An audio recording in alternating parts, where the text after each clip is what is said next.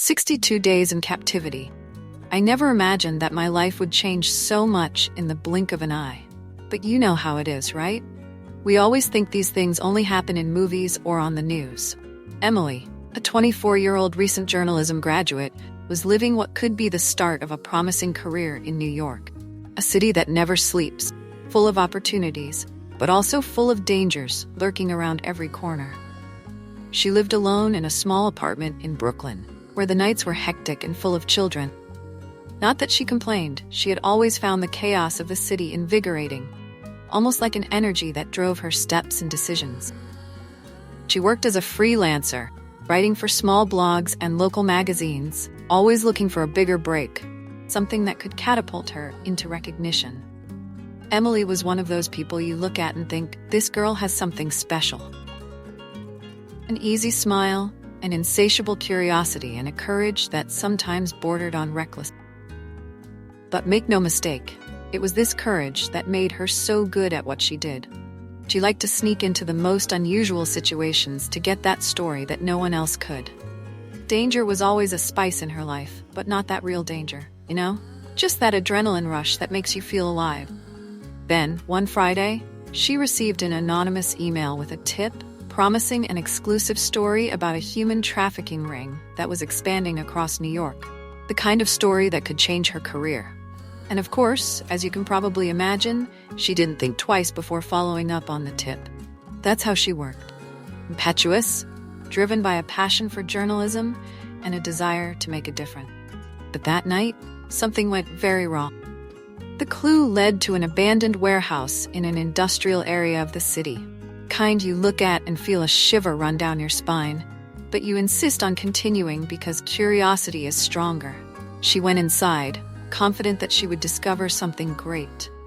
But instead of an article, she found her own nightmare.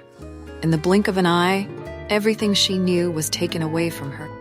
She was captured by people who knew exactly what they were doing. Evil professionals, if you can call them that. Emily, that girl full of life, suddenly found herself in an unimaginable situation. Eyed up, sold, being taken to an unknown place, not knowing if she would have a tomorrow. And that, dear reader, is where it all really began. Panic overtook her. All that courage evaporated like vapor in the cold night. Now the only thing left was fear. It was a feeling of helplessness that she had never experienced before. The cruel reality of what was happening began to unfold in her mind. But no matter how hard she tried, she couldn't believe it. What was happening to her? Do you know that moment when you think it's a nightmare and you're going to wake up at any moment? Well, she was like that. And look, guys, this is where we start to see how unpredictable and cruel life can be, even for someone who, until then, had been living her days with such intensity and passion. Emily was planning to embark on a journey that would change her forever. But was she ready for it? Is anyone? Waking up in total darkness, with no idea where she was like being thrown off a cliff without knowing where she was going to fall. When Emily finally managed to open her eyes, all she saw was blackness. A sharp pain shot through her head, as if someone had hammered her right in the middle of the forehead.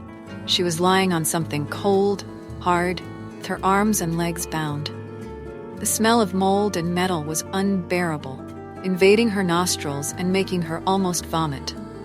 Panic overtook her. Every second in that place seemed like an eternity. I tried to remember what had happened, but everything was a blur. The only thing that was clear was fear. Fear so deep that it felt like I was going to consume her entirely. Suddenly, a door opened. The strong light from outside invaded the space, momentarily blinding her. Emily tried to move, but the rope tightened around her wrists and ankles. She heard heavy footsteps approaching, closer and closer, until a shadow loomed over her. A tall man with hard features and cold eyes stooped down beside her.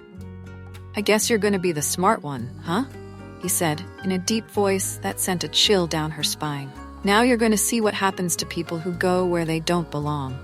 He tried to scream, but her voice wouldn't come out. The dread completely paralyzed her. The man just laughed, a dry laugh, without a shred of humanity. The days dragged on like weeks. Emily was taken to a dirty, poorly lit basement where there was only an old bed and a chair. The routine was hell. Scarce food, hardly any contact with the kidnappers, except when they came to bring her what little she had been given to eat. The questions they asked were always the same. Who do you work for? Who else knows about this? What do you already know? Every time she answered that she didn't know anything, she was just a journalist trying to get a story, the kidnappers laughed as if they were hearing the best joke in the world. For them, Emilly was just a piece in a bigger game, and that made her even more desperate. She saw that they didn't care what she said because, for them, the decision had already been made. She was a risk. Risks need to be eliminated. In her head, a whirlwind of thoughts. Is someone looking for me? What is my family doing? Has anyone noticed I'm missing? But the truth was that the outside world seemed to have forgotten about her. Without cell phone, with no contact with the outside world, the only company was the wet walls of that basement. Time went by and the notion of days and nights began to disappear. It was as if he was stuck in limbo, where every moment was an endless repetition of the previous one. But in the midst of so much despair, Emilly began to think about how to survive. She knew she couldn't stay in that state forever, that if she let fear take over, she would end up losing the only thing she still had, her mind. She began to try small acts of resistance.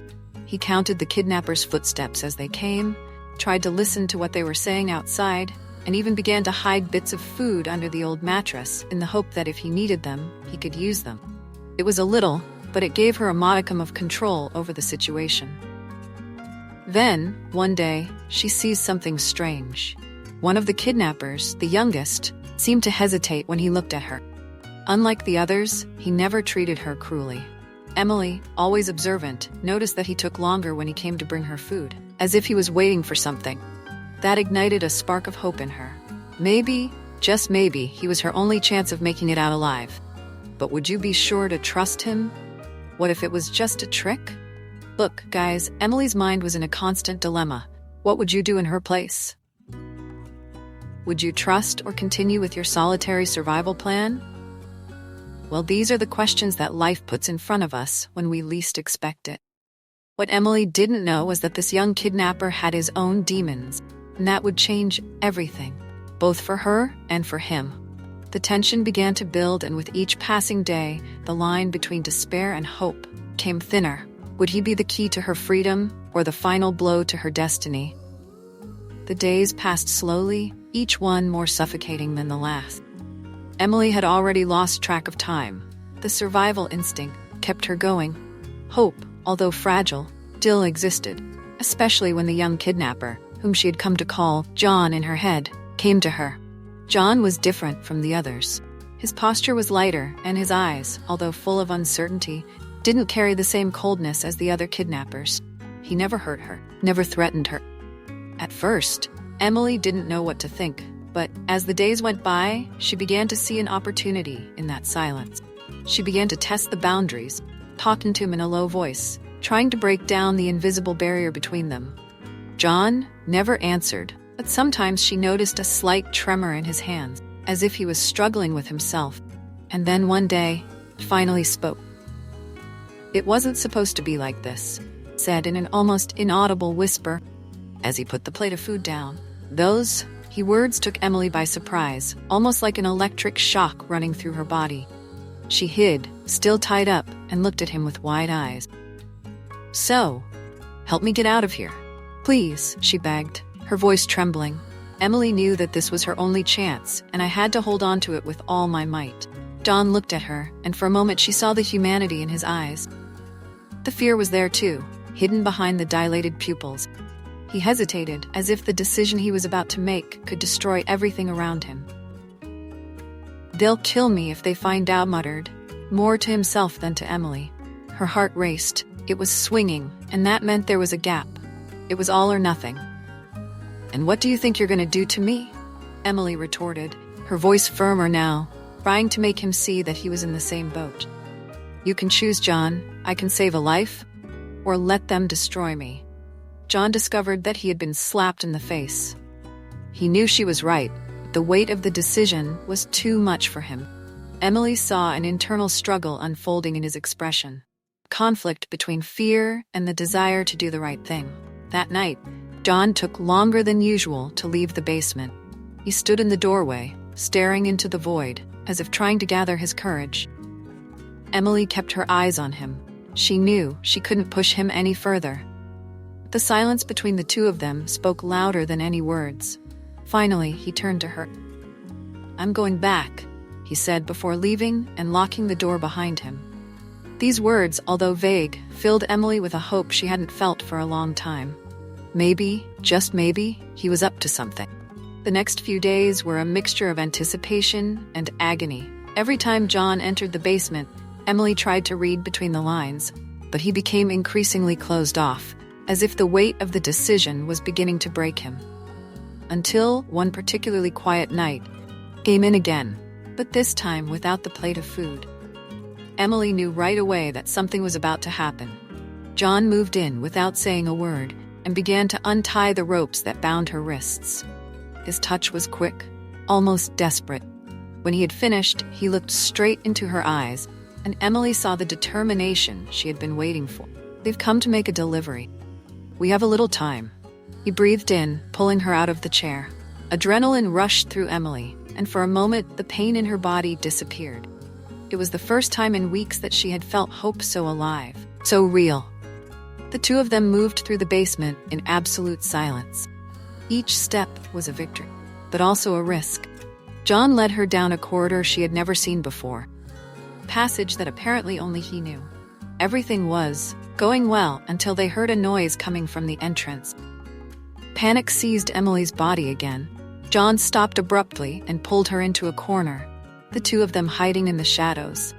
The sound of footsteps echoed off the walls, getting closer and closer. Emily's heart was beating so loudly that she thought the kidnappers might hear it. But as luck would have it, footsteps moved away and the entrance was closed again. John let out the breath he was holding and signaled for them to continue. When they finally reached the exit, Emily felt the fresh night air for the first time in weeks. Freedom was just around the corner, just a few meters away. But, as in every tragic story, fate had other plans. Before they could escape, they were surrounded. Kidnappers, led by the same man who had captured her, were waiting for them. John was thrown to the ground, and Emily was dragged back to the basement. She screamed, kicked, did everything she could to get loose, but it was no use. When he touched the cold floor again, he noticed that a tiny spark of hope had been extinguished. John, wounded and bound, was led away, and the darkness once again engulfed Emily. Pain of betrayal, feeling that she had come so close only to be pulled back into hell, was unbearable. At that moment, she realized that the end of this story was far from happy. Fate had set a tragic course. All she could do was wait for the next move. The return to captivity was a devastating blow for Emily. Every step she took back to the basement seemed to weigh a ton, and the hope that had been reborn so briefly was crushed mercilessly. The kidnappers spared no words to make it clear that an attempt to escape have no consequence. They threw her to the ground without any consideration and locked the door with a bang that reverberated in her soul. That silence was guaranteed. Emily lay there on the cold floor, staring at the dirty ceiling. Tears rolled down her face, but she didn't have the strength to wipe them away. It was as if her body had given up, as if all the struggle and resistance that had kept her alive up to that point had been sucked out. For hours, she stood there, immersed in despair. But as time passed, something began to change inside her. Pain of betrayal, the fear of what was to come, all began to turn into a silent rage, not blind fury, something deeper, more dangerous. Determination she never knew she possessed.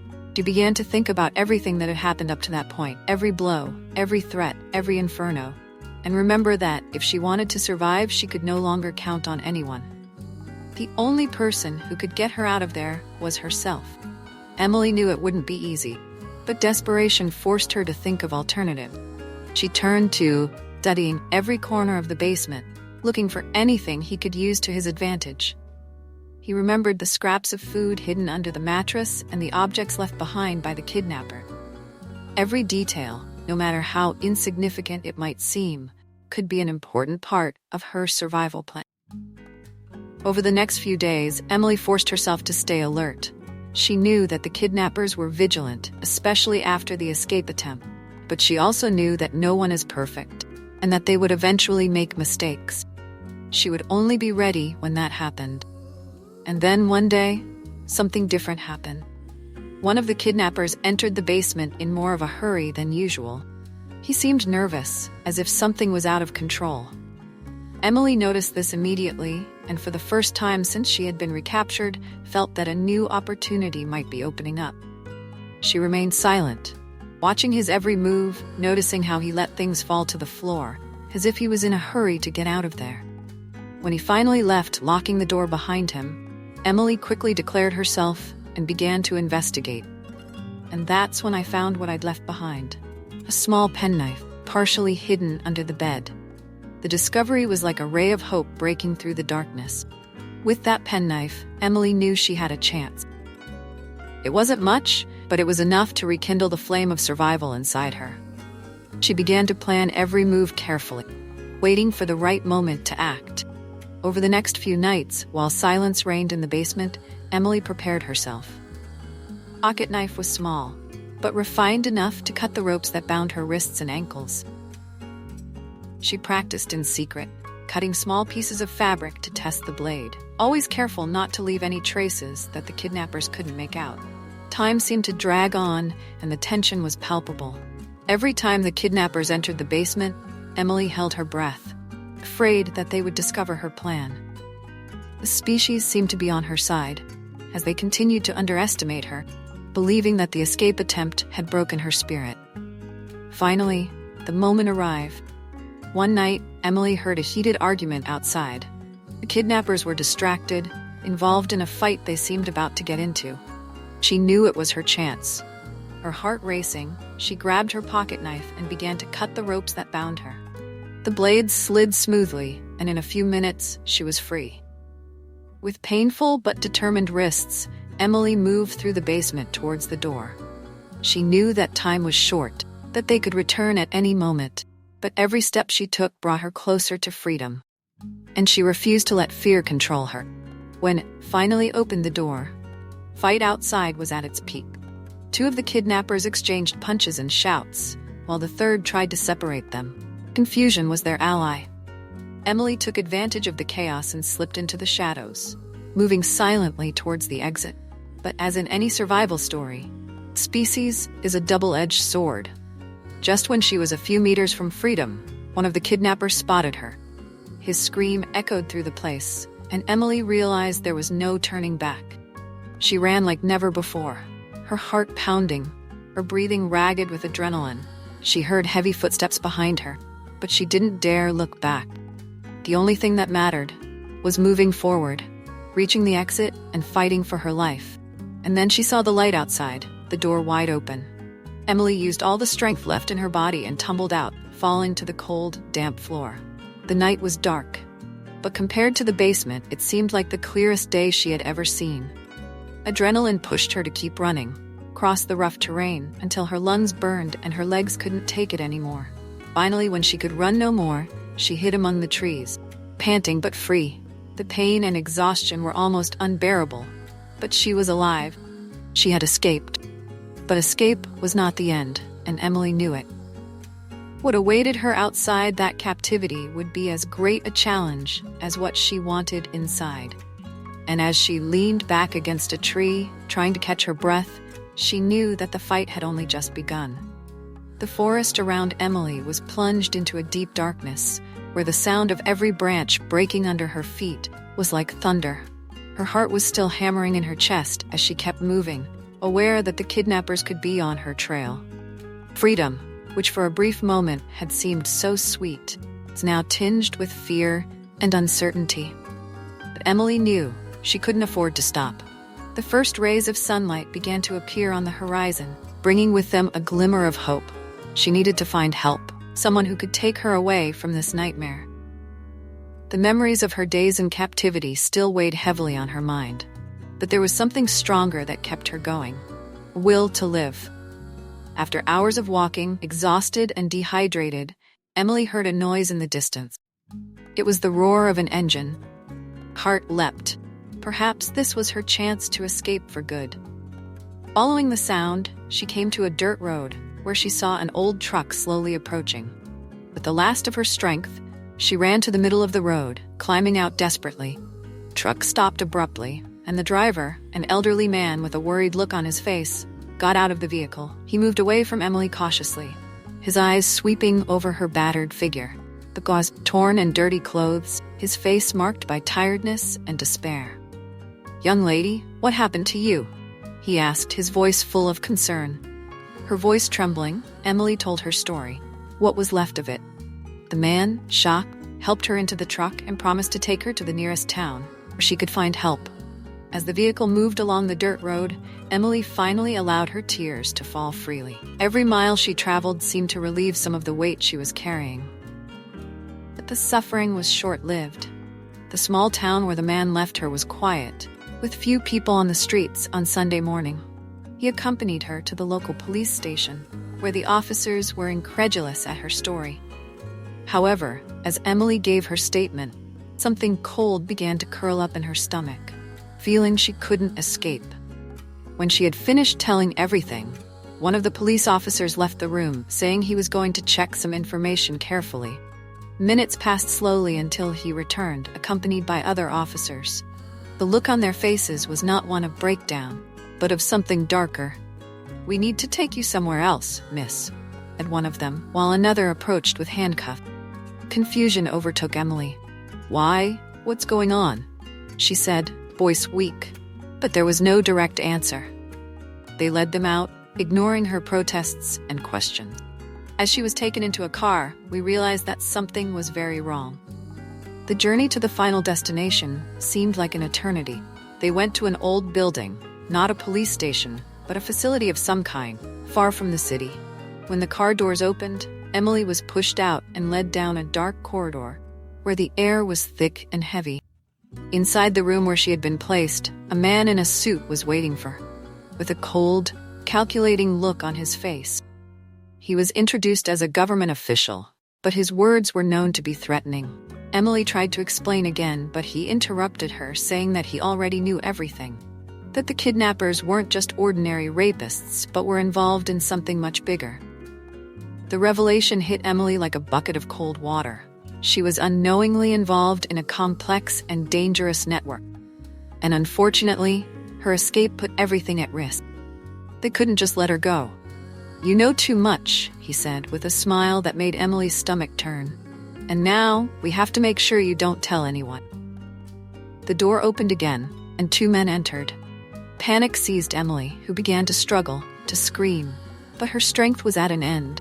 They dragged her out of the room, and as she was led away to an uncertain fate, cruel reality of her situation was fully revealed. Freedom, which had seemed so close, was snatched away, brutally. The 62 days in captivity were only the beginning of a much deeper nightmare, where forces she didn't understand now controlled her destiny. And as darkness enveloped her again, Emily realized that sometimes the struggle for survival doesn't end with escape. It just changes scenery. Emily felt the cold metal of the handcuffs tightening around her wrists as she was dragged through endless corridors. Each step echoed like a sentence, as if fate were determined to crush any hope she might still have rekindled. Her mind raced in circles, trying to find a way out, a solution. Fear enveloped her like a suffocating cloak. The men who were taking her didn't say a word. Their looks were enough for her to know what was to come. They led her to a windowless room, lit only by a dim bulb that swayed from the ceiling. There, she was forced to sit in a chair, while the man in a suit who had previously introduced himself entered, closing the door behind him with a final bang. He moved slowly, observing Emily with a calculating gaze, as if studying every detail of her. "Do you have any idea what's going on here?" he asked, but the question was rhetorical. He knew she didn't. Emily tried to speak, but the words got stuck in her throat. Fear had dried her mouth. Her whole body trembled uncontrollably. She knew that nothing she said would make a difference at that moment, but a small part of her still clung to the hope that somehow she could get out of there alive. The man sighed, as if disappointed with her lack of response. He leaned forward, resting his hands on the table in front of him. You're involved in something that's far beyond anything you can imagine, Emily. Unfortunately, that makes you a problem that needs to be solved." Those words pierced Emily's mind like sharp blades. The feeling of helplessness invaded her in an overwhelming way. There was no escape. Not this time. The man continued, walked back towards the door. He gestured to the men who were lurking, and they moved quickly, pulling Emily out of the chair and tying her up again. Every movement was methodical, precise, as if it had been done countless times before. The fight within her had faded, overcome by a resigned silence. As she was led out of the room, Emily felt the weight of her situation sinking into her chest. She knew that wherever they were taking her, there would be no return. Her eyes wandered over the dark walls, cold corridors, recording every detail in her memory, as if they were the last glimpses she would have of the world. They put her in an isolated cell, locking the heavy door behind them with a sound that reverberated throughout the environment. The oppressive silence was broken only by Emily's trembling breath. She huddled in the corner of the cell, hugging her knees to her chest, trying to find some solace in the darkness that enveloped her. The days that followed were a mental and emotional torture. Emily no longer knew how much time had passed since she had been locked up there. The hours blended into one another, and the darkness seemed eternal. The only contact she had with the outside world was when they brought her food, which she could barely touch. So great was the nausea that overwhelmed her. She thought of everything she had lost, everything she would never see again. The life that had been ripped away from her, the dreams that had been left behind. But what hurt the most was the feeling that no one would ever know what happened to her. Her existence seemed to have been erased, as if she had never really existed. And then, on one of those days that blended into the eternity of the cell, something different happened. Footsteps echoed down the corridor, but they were not a usual routine. Emily raised her head, trying to decipher what was happening. The cell door opened, and two men entered. But this time, they didn't grab her or tie her up. They simply told her to follow them. She was led out of the cell, through the same dark and cold corridors, until she reached a room that seemed to be a makeshift office. The man in the suit was there again, but this time, he didn't seem so threatening. There was a look of weariness on his face, as if he were carrying a burden that was weighing him down. "Emily," began, his voice almost gentle, "things have changed. You've been ordered to reconsider your situation." She didn't know what to think. Confusion mixed with fear, and she wondered if this was some kind of cruel game. Before she could ask anything, he continued, "You're going to get out of here, Emily, but the conditions are clear. You can never talk about what happened. Never. And if you break that rule, well, I don't need to say what happened." Those words were a bitter mix of relief and threat. Emily could hardly believe she was being released. She knew her freedom came at too high a price, and the weight of that price would accompany her for the rest of her life. She was put in a car and driven away from that place. When she finally found herself on a deserted road, alone, gravity of what had happened fell on her with full force. Freedom she had longed for now seemed like an unbearable burden. She was alive, yes, but at what cost? Her life had been destroyed, and the future that awaited her was marked by invisible but deep scars. Emily knew that she could never get rid of what she had been through, and that those 62 days in captivity would follow her wherever she went. The world around her continued to turn, oblivious to the pain she carried. But for Emily, nothing would ever be the same. She walked alone down that deserted road, knowing that the freedom she had so longed for was now a different prison, made of silence and fear. And as the darkness of night began to fall again, she understood that her true captivity had never been physical. It was inside her, and it would be forever. Years had passed since the 62 days Emily had spent in captivity, but the marks of that time were still visible in her eyes. Life had moved on, as it does for everyone. For Emily, nothing would ever be the same. She had moved to a small town in the countryside, far from the big cities, where no one knew her story, and she could try to live a quiet life, or at least something close to it. On the surface, everything seemed normal. Emily got a simple job at a local bookstore, where she spent her days organizing shelves and serving the few customers who came in. The work was monotonous, but that was exactly what she needed. Something to keep her busy, without demanding too much of her mind or her emotions. People in the town were kind, but Emily never let anyone get too close. She kept conversations basic, never revealing too much about herself. The mystery surrounding her past enveloped her like armor, protecting her from questions she didn't want to answer. At night, however, when loneliness enveloped her, the memories returned with full force. Nightmares were frequent, and often she would wake up in the middle of the night, sweating, heart racing, as if she were still trapped in that dark cell. The therapy she had tried in the first few months after her release hadn't helped much. She abandoned the sessions, preferring to deal with the trauma in her own way, or perhaps simply ignoring it. The letters started to arrive about a year after she moved. First, they were just anonymous notes left in the mailbox. "We know where you are. You can't escape what happened. Never forget." The handwriting was different in each one, but the message was always the same. A reminder that, although they were physically free, she was still a prisoner of something bigger and darker. She didn't know who was behind the letters, but each one she received increased her fear and paranoia. Emily tried to report them to the local police, but the authorities had no way to track down the senders. And soon she discovered that it might be better not to draw any more attention to herself. Silence was her only protection. Every day that passed, she wondered if that surveillance was worth it. If it wouldn't be easier to just disappear completely, find somewhere where no one would ever find her. That idea terrified her. To run away would be to start all over again, and Emily no longer had the strength for that. However, the greatest irony of her situation was that, despite all the fear, she also felt a strange discomfort with those notes. They were proof that she was still alive, that her story, no matter how horrible it was, had not been completely forgotten.